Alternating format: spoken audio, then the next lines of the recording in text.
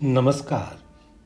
उनके ख़त और आप की 522वीं कड़ी 522nd एपिसोड में आप सभी का हार्दिक अभिवादन, अभिनंदन, स्वागत और आभार।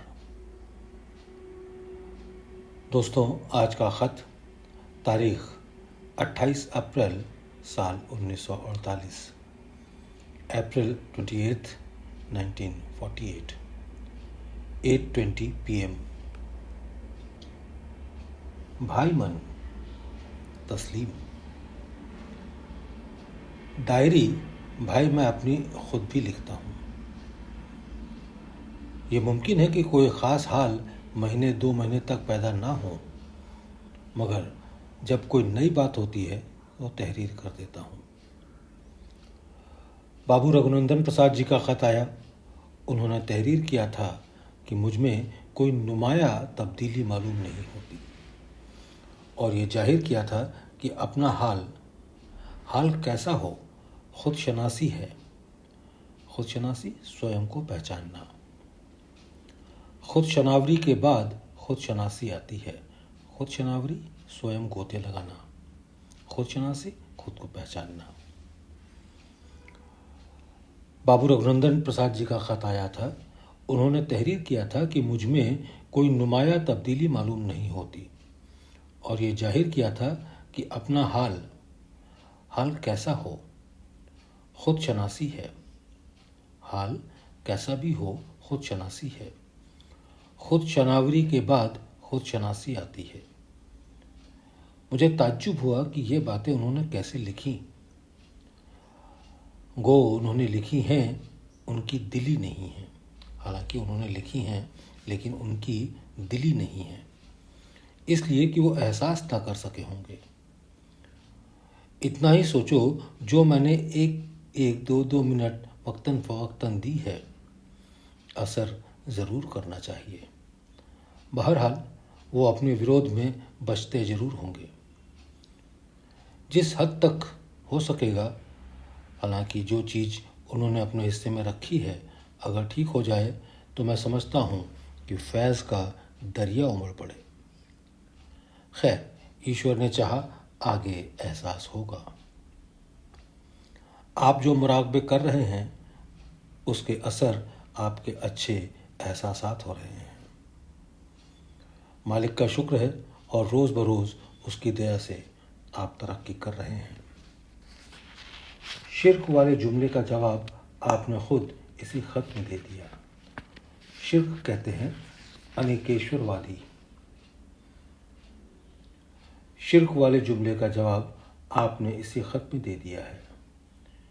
यही बात जो आपने लिखी है, तौजीह और तौजीह हो सकती है। तौजीह कहते हैं विस्तार को। शिर्क वाले जुमले का जवाब आपने खुद इसी खत में दे दिया है। यही बात है जो आपने लिखी है, और तौजीह ये हो सकती है कि अगर किसी की वाकई हालत ऐसी हो जाए कि उसको अपना और पराया दोनों एक ही मालूम हो, और फिर अगर वो ये ख्याल बांधे कि ये अपना है, पराया है, तो इसके मायने दुई के हो जाएंगे। इसको मैंने शिर्क कहा है कि एक शय है, दो कैसे। ये चीज़ मुझे अपनी ही हद तक रहने दीजिए। जब आप लोग ईश्वर करे ऐसा ही हो, इस बात पर पहुँचेंगे